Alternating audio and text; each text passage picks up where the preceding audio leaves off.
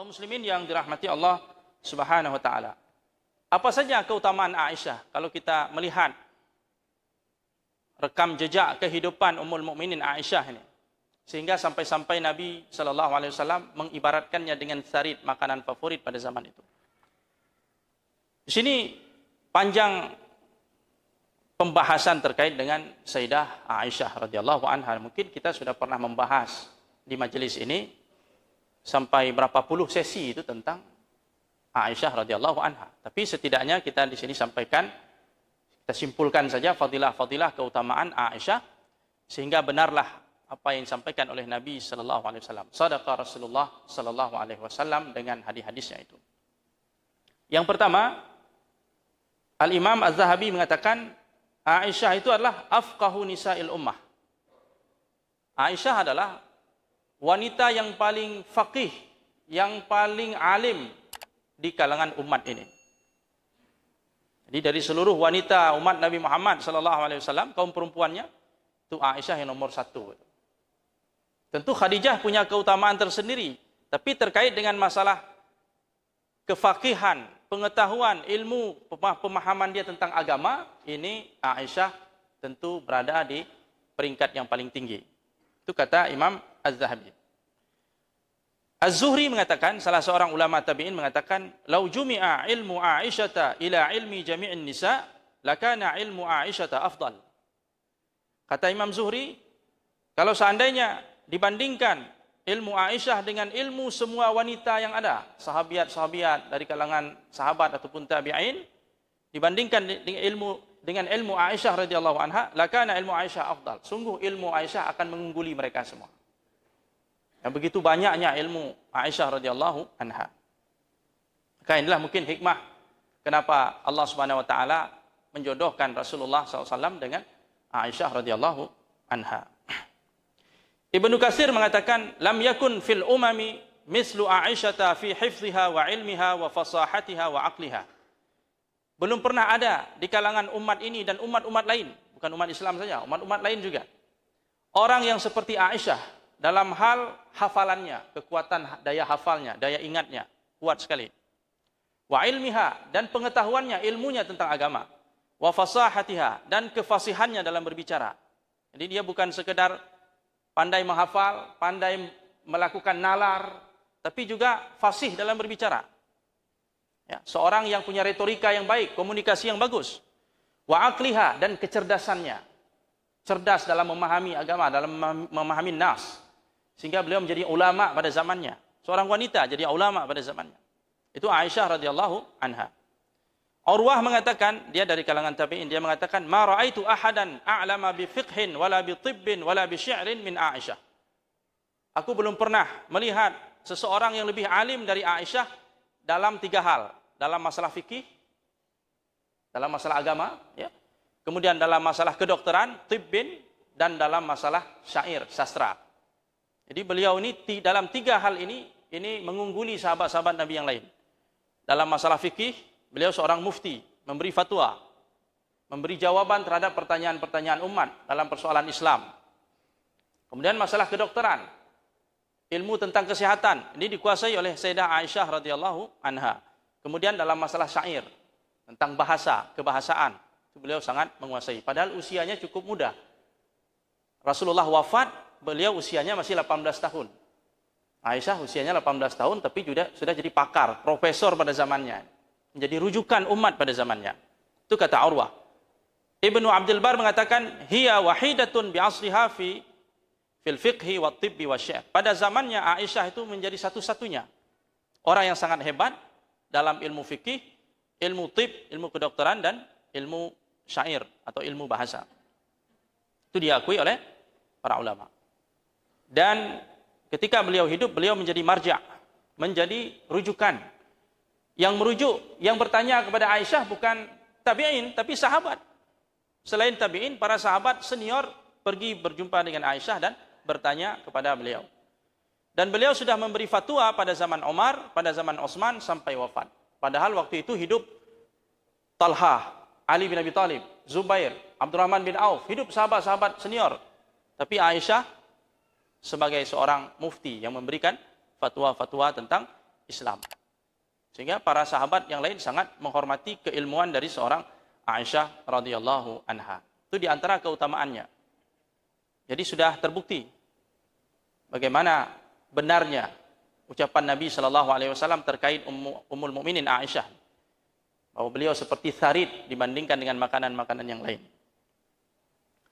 Hadirin sekalian yang dirahmati Allah Subhanahu wa taala, dalam sebuah hadis Muslim dikatakan, sebelum Nabi menikah dengan Aisyah, malaikat Jibril datang menemui Nabi SAW. Kemudian kepada Rasulullah diperlihatkan sehelai kain sutra. Di kain sutra itu terlihat Aisyah radhiyallahu anha. Wajahnya yang tertutup. Kemudian Nabi menyingkap wajah itu, ternyata yang terlihat adalah wajah Aisyah radhiyallahu anha. Dikatakan oleh Jibril, inilah calon istri kamu. Inilah calon istri kamu. Ternyata orangnya adalah Aisyah radhiyallahu anha. Jadi Allah sudah menjodohkan nabinya dengan putri Abu Bakar yang satu ini, yang namanya Aisyah radhiyallahu anha, diperlihatkan di sehelai sutra dibawa oleh malaikat Jibril alaihissalatu wassalam. Kemudian Amr bin As pernah bertanya kepada Nabi sallallahu alaihi wasallam, "Man ahabbun nasi ilaik?" Siapakah orang yang paling Anda cintai ya Rasulullah? Nabi menjawab, Aisyah. Amr bin As bertanya, "Ya Rasulullah, yang saya maksudkan dari kalangan laki-laki siapa?" Nabi menjawab, abuha, ayahnya. Jadi Aisyah radhiyallahu anha, Abu Bakar Siddiq, ayahnya, ini termasuk orang yang paling disayang, dicintai oleh Nabi sallallahu alaihi wasallam. Nabi juga pernah berdoa untuk Aisyah radhiyallahu anha, Allahumma ighfir li Aisyata ma taqaddama min dzambiha wa ma ta'akhkhar wa ma asarrat wa ma a'lanat. Ya Allah, ampunilah Aisyah dosa-dosa dia yang terdahulu dan dosa-dosa dia yang akan datang. Apa yang dia sembunyikan dan apa yang dia nampakkan. Semua dosanya diminta oleh Nabi untuk diampuni oleh Allah Subhanahu wa taala. Ya, karena kita tahu Aisyah ini adalah manusia juga, punya salah, punya silap. Baik pada masa hidup dia bersama Nabi sallallahu alaihi wasallam maupun setelah Nabi wafat ada kesalahan kesilapannya, itu sudah dimaafkan, diampuni oleh Allah Subhanahu wa taala karena Nabi sendiri yang mendoakan keampunan untuknya. Jadi sudah mendapat jaminan ampunan. Jadi kalau ada nanti syubhat-syubhat tentang Aisyah, orang menuduh Aisyah begini begitu, terutama pada masa Ali bin Abi Thalib terkait dengan perbedaan pendapat pandangan beliau dengan Ali bin Abi Thalib. Jadi syubhat-syubhat itu tidak usah digubris. Ya, ungkapan-ungkapan narasi-narasi kebencian yang menohok ataupun mencela Aisyah radhiyallahu anha itu semuanya terbantahkan dengan fadilah-fadilah ini. Nabi sejak dia masa hidup Nabi sudah menjamin istrinya ini mendapatkan ampunan Allah Subhanahu wa taala. Istrinya ini adalah penghuni surga, sudah dijamin. Jadi kita tidak perlu lagi mendengar orang-orang lain selain Nabi sallallahu alaihi wasallam. Ucapan Rasulullah itu sudah pasti. Tak perlu lagi kita mendengar pihak-pihak lain yang mencela Aisyah radhiyallahu anha karena satu dua kesalahannya dibandingkan dengan jasa dan kebaikannya yang luar biasa. Kaum muslimin yang dirahmati Allah Subhanahu wa taala, kemudian suatu ketika dalam hadis sahih juga disebut Nabi sallallahu alaihi wasallam didatangi Jibril. Kemudian Jibril pun pulang pergi. Nabi mengatakan, "Ya Aish, wahai Aisyah, hadza Jibril yuqri'ukis salam." Baru saja datang Jibril mengucapkan salam untukmu. Jadi dapat salam dia dari Jibril. Nah, tidak mungkin kalau orang jahat, orang yang munafik mendapatkan salam dari seorang malaikat yang mulia, seorang Jibril. Jadi yang dapat salam dari Jibril tentu orang-orang mulia. Maka tidak perlu kita menggubris ungkapan-ungkapan dari kaum Rafidah atau orang-orang yang membenci Aisyah radhiyallahu anha yang mengatakan bahwa dia adalah orang yang tercela dan sebagainya. Kita tidak perlu pedulikan ucapan-ucapan itu karena Jibril saja mengucapkan salam kepada Aisyah. Sehingga Aisyah mengatakan, "Tara ma la ara ya Rasulullah." Anda bisa melihat sesuatu yang aku tidak bisa melihatnya ya Rasulullah. Ya, karena Rasulullah bisa berinteraksi dengan Jibril. Sedangkan Aisyah tidak tahu kalau itu Jibril. Kemudian dalam sebuah riwayat Sahih Bukhari, suatu hari Ali bin Abi Thalib mengutus Ammar bin Yasir dan Hasan bin Ali menuju Kufah. Waktu itu Ali sebagai Amirul Mukminin, khalifah. Karena dia dengar Aisyah dengan beberapa sahabat membawa pasukan kaum muslimin. Sehingga ini peristiwa menjelang peristiwa terjadi perang Jamal antara Ali bin Abi Thalib di satu pihak dengan Aisyah radhiyallahu anha di pihak yang lain. Jadi tugas Ammar bin Yasir dan Hasan bin Ali adalah untuk mengajak orang-orang Kufah untuk ikut perang, ikut bersama Ali bin Abi Thalib, mengatasi kekacauan pada waktu itu, perseteruan. Sehingga pada waktu itu Ammar berkhutbah. Ammar ini sahabat Nabi yang kita muliakan. Dia dalam peristiwa perseteruan di masa Ali bin Abi Thalib itu, antara sahabat dengan sahabat, dia berada di pihak Ali bin Abi Thalib. Makanya orang Syiah Rafidah ini hormat dengan Ammar bin Yasir. Kalau mereka mengutuk Abu Bakar, Omar, Utsman, kalau Ammar tidak dikutuk itu. Karena memang Ammar itu sahabat setianya Ali bin Abi Thalib. Baik. Jadi seolah-olah Ammar itu berpihak ke Syiah gitu ya. Seolah-olah mereka menggambarkan Ammar itu adalah seorang Syiah yang sejati. Baik, kita tengok apa ucapan Ammar. Apakah Ammar itu Syiah atau Ammar itu Ahlussunnah? Ammar berkhutbah di hadapan penduduk Kufah. Dia katakan apa? Innilah a'lam. Sesungguhnya aku mengetahui dengan benar, dengan pasti. Innaha, sesungguhnya Aisyah itu zaujatuhu fid dunya wal akhirah. Aisyah yang akan kita hadapi ini, itu adalah istri Nabi kalian dunia akhirat. Jadi di dunia itu beliau itu istri Rasulullah, di akhirat pun istri Rasulullah. Jadi dalam khutbahnya itu, Ammar mengakui dengan pasti dan di hadapan khalayak dia mengumumkan bahwa Aisyah itu berarti penghuni surga, ahli surga. Tidak mungkin istri Rasulullah di akhirat kalau masuk neraka, seperti doa-doanya kaum Syiah. Dia itu istri Nabi kalian fid dunya wal akhirah. Walakinnallaha ibtalakum, akan tetapi Allah sedang menguji kalian wahai penduduk Kufah. Latattabi'uh au iyyaha. Allah menguji kalian, kalian ikut Aisyah atau ikut Allah Subhanahu wa taala. Karena memang kita Ahlussunnah wal Jamaah meyakini dalam setiap kejadian perseteruan di zaman Ali bin Abi Thalib, Ahlussunnah meyakini bahwa kebenaran itu di pihak Ali bin Abi Thalib. Baik pada saat Ali berhadapan dengan Aisyah, itu kebenaran di pihak Ali. Kita yakin itu. Karena Ahlussunnah ini dia insaf, dia adil dalam menilai. Ya, Aisyah salah, keliru. Talhah keliru, Zubair keliru. Tapi bukan karena kekeliruannya lantas mereka dihujat, dicela, tidak. Kemudian antara Ali dengan Muawiyah, perseteruan Ali dan Muawiyah, Ahlussunnah sepakat kebenaran ada di pihak Ali bin Abi Thalib. Kita sepakat. Tapi Muawiyah salah, ya dia salah. Dia salah. Tapi bukan berarti kita mencela Muawiyah. Tidak boleh mencela sahabat. Ya. Yang salah kita katakan salah. Tidak ada masalah. Kita mengatakan sahabat ini salah, sahabat ini keliru. Tidak ada masalah. Tidak dosa kita Bapak Ibu. Yang jangan kita bilang sahabat ini sesat, sahabat ini jahat, sahabat ini zalim. Itu tidak boleh. Kalau salah silakan. Karena setiap orang yang bersikap atau mengucapkan satu ucapan bisa diterima, bisa ditolak. Kecuali Nabi SAW. Walaupun sahabat, ada salah dia, ada keliru, tidak ada masalah. Jadi Ahlussunnah sepakat kebenaran ada di pihak Ali. Kemudian Muawiyah salah, keliru dengan ijtihadnya. Aisyah, Zubair, Talhah juga keliru dengan ijtihadnya. Ya sudah, kebenaran di pihak Ali. Allah ingin menguji kita. Allah ingin menguji kalian, kata Ammar. Ikut yang benar, ikut Allah dan Rasulnya, ikut Ali atau ikut Ummul Mukminin Aisyah. Jadi di situ diuji. Ya, kadang-kadang orang karena rasa cintanya yang berlebihan kepada seseorang, kadang-kadang menyampingkan kebenaran. Padahal kebenaran ada di pihak yang lain. Begitu. Jadi alhamdulillah Ammar bin Yasir berada di pihak Ali bin Abi Thalib. Sampai Nabi dulu pernah mengatakan, wahai Ammar, kamu akan dibunuh oleh pihak pemberontak. Waktu itu Ammar berada di pihak Ali dan dia terbunuh dalam perang Siffin melawan Muawiyah. Ketika usianya waktu itu 90 tahun lebih. Usia sudah cukup tua tapi dia semangat perang bersama di barisan Ali bin Abi Thalib. Sampai dia terbunuh. Waktu dia terbunuh, sebagian orang sadar ternyata yang benar adalah Ali bin Abi Thalib. Kenapa? Karena dia dibunuh berada di pihak Ali. Kata Nabi dulu, kamu akan dibunuh oleh pihak yang memberontak. Artinya yang memberontak adalah Muawiyah dan pendukungnya. Pihak yang keliru dengan ijtihad mereka. Pada saat itu goyang, sebagian sahabat yang bersama Muawiyah goyang waktu itu. Abdullah bin Amr bin As goyang. Gimana ini? Ini Ammar sudah terbunuh. Nabi dulu pernah mengatakan yang membunuh dia lah pihak pemberontak. Berarti kita pemberontak nih, salah kita ini. Bagaimana ini?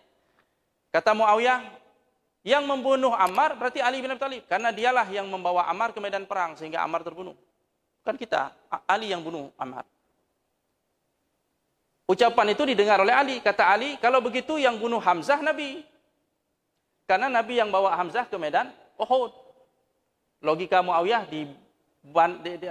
dilawan oleh logika nalar Ali bin Abi Thalib. Kalah. Jadi nggak ada cerita. Semua sahabat sepakat al-haquma Ali bin Abi Thalib. Setelah peristiwa itu maka berhentilah peristiwa Siffin itu terjadi tahkim. Jadi Ammar bin Yasir berada di pihak Ali bin Abi Thalib. Bahkan ada sebagian sahabat yang menyesal waktu itu. Abdullah bin Umar lu diajak sama Ali, ikut sama saya. Tapi Abdullah bin Umar memilih sikap netral. Saya nggak ikut Ali, nggak ikut Muawiyah. Dia milih netral. Abdullah bin Umar bin Khattab. Padahal Ali waktu itu mau mengangkat dia sebagai gubernur di Syam, menggantikan Muawiyah. Di Syam itu wilayah yang cukup besar. Wilayah Islam yang cukup besar yang sangat strategis. Muawiyah mau dicopot, digantikan dengan Abdullah bin Umar. Karena dia punya potensi yang luar biasa, Abdullah bin Umar. Tapi Abdullah memilih untuk tidak berpihak, non-blok dia. Terakhir di akhir hayat, setelah Ali wafat, setelah sahabat-sahabat senior wafat, Abdullah bin Umar di waktu tuanya menjelang wafatnya dia mengatakan, saya menyesal dulu. Kenapa saya tidak ikut berperang bersama Ali bin Abi Thalib? Nampak jelas kebenaran di depan dia bahwa yang benar adalah Ali bin Abi Thalib. Misalnya kenapa dia tidak ikut berperang bersama Ali bin Abi Thalib dalam rangka memperjuangkan yang benar. Ya, tapi itulah kejadian itu sudah terjadi. Qadarallahu ma syaa fa'al. Sikap kita diuji oleh Allah menyikapi peristiwa-peristiwa itu. Apakah kita tetap dengan pendirian kita sebagai Ahlussunnah wal Jamaah yang memuliakan, menghormati sahabat Nabi, atau justru kita terpancing. Kita tidak sanggup kadang-kadang mengendalikan diri, kita hujat sahabat ini, hujat sahabat itu, kita bilang ini zalim, ini licik, ini macam-macam. Ini auzubillah, ini adalah bukan sikap yang benar, yang kita harus terhindar dari sikap-sikap yang seperti itu. Jadi intinya kaum muslimin yang dirahmati Allah, dalam riwayat ini Ammar bin Yasir memuji bahwa mengakui keutamaan Aisyah sebagai istri Nabi di dunia maupun di akhirat. Kemudian hadirin yang dirahmati Allah Subhanahu wa taala, Aisyah juga dalam kehidupannya bersama Rasulullah banyak peristiwa-peristiwa, dinamika, kejadian. Salah satunya beliau pernah dituduh berselingkuh, maka turunlah ayat Al-Quranul Karim. Surah An-Nur itu. Ada belasan ayat diturunkan oleh Allah khusus untuk membersihkan nama seorang Aisyah radhiyallahu anha, yang ayat itu kemudian dibaca sampai hari kiamat. Sehingga para ulama mengatakan, Imam Az-Zarkashi mengatakan, siapa yang menuduh Aisyah melakukan perselingkuhan, menuduh Aisyah dengan perbuatan zina, maka sungguh dia telah kafir. Kenapa? Karena Quran turun membenarkan atau mensucikan nama Aisyah. Tiba-tiba dia dituduh sebagai wanita jahat. Siapa yang menuduh Aisyah wanita jahat, kafir hukumnya. Kenapa? Karena dia mengingkari Al-Quran. Imam Malik bin Anas, Imam Malik gurunya Imam Syafi'i mengatakan, man sabba Abu Bakrin wa Umar julid. Siapa yang mengejek, menghina Abu Bakar Umar, maka dicambuk hukuman. Tapi siapa yang menghina Aisyah, menuduh Aisyah sebagai wanita jahat, maka dia dibunuh. Siapa yang ngejek Aisyah, kata menurut Imam Malik, dibunuh. Yang menghina Abu Bakar Umar, dicambuk saja, nggak dibunuh. Kenapa? Karena persoalan Aisyah ini persoalan Quran. Terkait dengan Aisyah, turun ayat Quran yang membersihkan namanya. Yang ayat itu kita baca sampai hari kiamat. Yang dibaca oleh orang Syiah juga baca. Tapi nggak tahu waktu mereka baca ayat itu, entah mungkin kejang-kejang mereka baca itu. Ayat yang memuji bahwa Aisyah ini adalah wanita yang terbebas dari tuduhan. Dan pendapat Imam Malik ini didukung oleh Ibnu Hazmin, didukung oleh Ibnu Dihyah dan ulama-ulama lain. Termasuk Ismail bin Ishaq ketika diceritakan bahwa Ma'mun, Khalifah Bani Abbasiyah, dihadirkan kepada dia dua orang. Yang satu mencela Fatimah, yang satu lagi mencela Aisyah. Ma'mun waktu itu menghukum yang mencela Fatimah. Karena dianggap ini mencela Fatimah, putri Rasulullah, ini anak Rasulullah, Ahlul Bait, dihukum. Sedangkan yang mencela Aisyah dibebaskan. Kata Ismail bin Ishaq, seharusnya dia harus menghukum kedua-duanya. Karena mencela Fatimah sama juga seperti mencela Aisyah radhiyallahu anha. Kenapa yang mencela Fatimah saja dihukum? Kenapa tidak dua-duanya dihukum? Kata Ismail bin Ishaq. Jadi kaum muslimin yang dirahmati Allah Subhanahu wa taala, para ulama sepakat, Ibnul Arabi, ya, Ibnu Qudamah, Imam An-Nawawi rahimahullah, Ibnul Qayyim sepakat, orang yang menuduh Aisyah berbuat zina atau menuduh Aisyah ni wanita jahat, maka hukumnya kafir. Kenapa? Karena dia mengingkari ayat Allah Subhanahu wa taala. Dalam ayat itu sudah jelas, sarih, tegas, Allah mensucikan namanya sampai hari kiamat. Jadi tidak ada yang berhak mengotori nama kesucian nama dari Aisyah Ummul Mukminin radhiyallahu anha. Dan banyak lagi kaum muslimin keutamaan-keutamaan Aisyah radhiyallahu anha yang disebutkan di dalam hadis-hadis sahih. Sehingga dari itu semua kita betul-betul yakin dengan apa yang dikatakan oleh Nabi sallallahu alaihi wasallam dalam hadis tadi tentang sarid, bahwa keutamaan Aisyah dibandingkan wanita-wanita lain di dunia ini seperti perbandingan sarid dengan makanan-makanan yang lain. Mudah-mudahan kita menjadi orang-orang yang mencintai Allah dan Rasul-Nya, mencintai sahabat-sahabat Rasulullah sallallahu alaihi wasallam, mencintai ahlu bait Rasulullah sallallahu alaihi wasallam, dan mencintai Ummul Mukminin sebagai ibunda-ibunda kita kaum mukminin dan mukminat sekalian. Demikian pengajian kita pada hari ini, mudah-mudahan bermanfaat. Aqulu qauli hadza wa astaghfirullah li wa lakum. Subhanakallahumma wa bihamdika asyhadu an la ilaha illa anta nastaghfiruka wa natubu ilaik. Assalamualaikum warahmatullahi wabarakatuh.